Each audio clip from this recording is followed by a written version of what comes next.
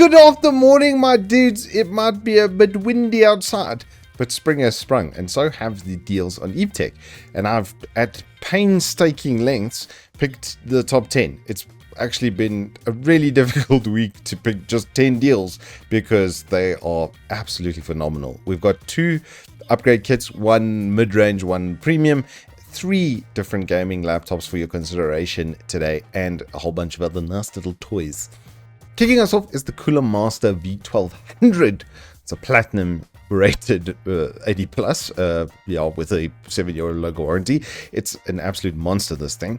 It normally retails over 3K. So 2.5 right now, you're looking at like a 20% discount. This is the best price I've seen on one of these. I personally daily drive a V1000 in the very PC I'm recording on right now, and it's been Old Faithful, and that even ran 4090 no problem. So yeah, at a 1200 you could look at 2 4090s. I mean, just look at how many PCI Express slots you've got going through there. This thing is a bit overkill, and it would probably be the last power supply you need to buy.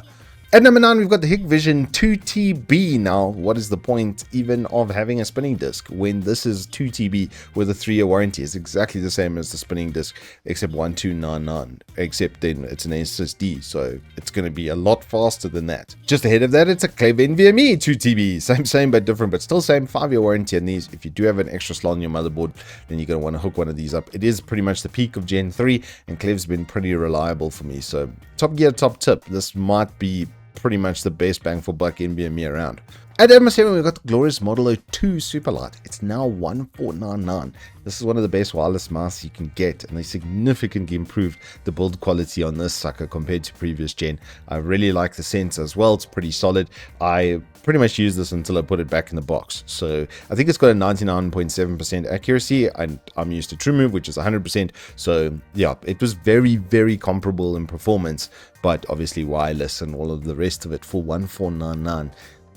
Pretty strong right now. At number 6, we've got the first of our laptops with the Ideapad Gaming 3. This has a very good bang for buck implied with it. 12 gigs of RAM, a 4-core 11th gen i5, so it is a little bit older, but an RTX 3050 with a 120Hz display. So this is going to give you a really good entry-level gaming performance. You're probably going to get between 80 to 100 frames on most AAA games with medium settings. The only real limitation on these is the VRAM on the GPU itself. The rest is pretty much like the core we actually showed can actually go quite a lot faster if it had more video memory. It was a bit of a thing with this generation, but you've still got RTX features, you've still got tensor cores, so if you want to do some streaming even on the go with this, you'll be able to. I would, however, suggest you look at the 32 gig RAM option if you're going to game and stream.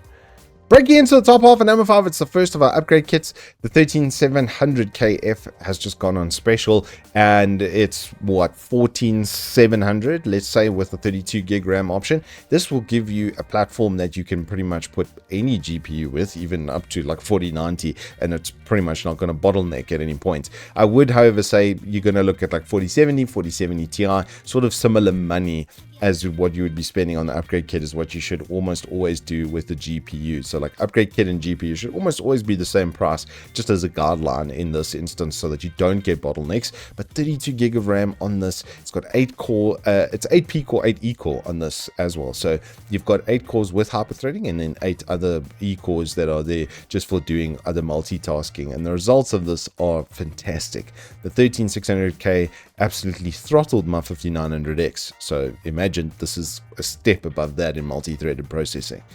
At number 4, it's the 7600X, because it's 11,200 now for this upgrade kit with the cooler, with the 32 gig RAM as well. As you can see, I've got it spec'd with that, so you're going to pay an extra 1,200 Rand, but I really would suggest you do that just to get multi-threaded performance up and single core performance. Thanks to dual channel, it's just going to improve it ever so slightly. It's like a 15% difference between going one DIMM and having then a dual channel, so it is going to make a significant performance bump. This cooler is going to be super overkill for it. It's going to run cool and quiet and give you pretty much the best gaming performance you can spend on an upgrade kit right now.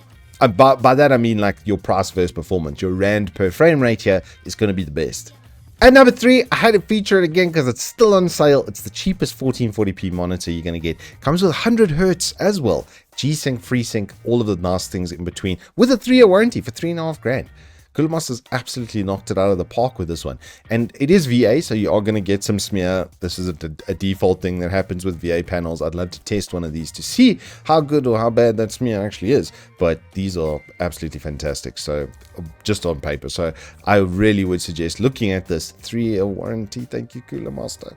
In the runner-up spot, it's a Victus, now at 17,999 with the 3050 Ti, with the 12650H, which is still, what, a 10-core 16-thread, I mean, absolute monster. 16 gig RAM, it's probably going to be dual channel as well. 512 gig SSD, it's got a really nice 144Hz display on these. I suggest these hand over fist. They are pretty much the best, like, multi-platform, like, work and play laptop that you can possibly get right now. Port setup is fantastic on these, just everything. Since I reviewed the first gen one that I got, I've just been kind of in love with them, and I think I've placed somewhere in the region of like 10, 11 in other businesses or under mates' hands and stuff, and not one complaint so far. These things are fire and forget. It's pretty much one of the best laptops you can buy. But in the number one spot this week, I had to give it to this MSI. It's got the same processor as before. It's got the same kind of RAM, SSD, and display, but this is a 4068 gig.